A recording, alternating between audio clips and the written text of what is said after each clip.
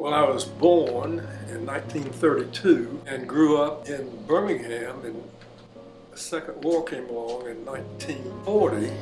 With the war sort of imminent, my dad joined the Navy, got a commission. We moved to New Orleans for 6 months, and then we lived in Nashville for the next 3 years. Growing up, from 1932 to when I entered the Naval Academy in 1949, there was conflict during that entire period. And when I decided that I'd like to go to the Naval Academy, it was a part challenge, just, gee, I wonder if I could go to the Naval Academy. That would be cool. I'd seen movies, so it was sort of romanticized. I did go into the military as a romantic adventure. I've looked back on it a lot and thought about it, and that was absolutely the reason. I consider myself a patriot, but it was not patriotic fervor that led me into the military. It was what I thought would be good for me, and I thought it would be an adventure, and it was. You've left home, you feel a little hollow and apprehensive and fearful, but at the same time, it was very exciting to be out there by myself, sort of, for the first time. At sea, your primary duty was as a watch officer. You stood 8 hours a day, and you had collateral duties. Might be a supply officer, torpedo officer, communications officer. You sort of did those between your watches, and it was a full day. On the destroyer, we'd be out of port 6 months at a time, and out at sea 3, 4, 5, 6 weeks at a time.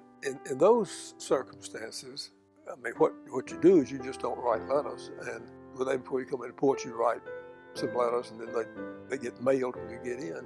This is a letter I wrote home to Mother when I was on the Lofberg. This, I don't know why I didn't date anything back then. My older brother Fane, who was a Navy pilot, and this is, I'm talking about, I trust you made it back without a crash or malfunction. And the content of the letter is just odds and ends about what's going on. In the service, writing letters is more about connecting and communicating, and not so much about substance. You don't write or read to get information or pass on information. It's just a way to connect.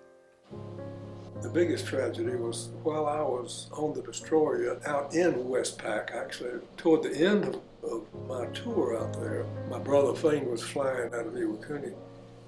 His plane crashed, and he was killed. He was returning to base in a storm, and they just ran into a mountain. In a situation like that, they don't send the message to me. They send the message to the captain. Captain called me up to his cabin, and he told me, a shocking, stunning event. So my shipmates kindly offered to stand my watch. I didn't do it. That wouldn't have been the right thing to do, and it wouldn't have helped. It wouldn't have helped me. So I sort of persevered through that, and I actually didn't get home for another 3 or 4 months. Anybody that survives the experience, whether it's in the Navy, the Marine Corps, the Army, the Air Force, is better off for having had the experience.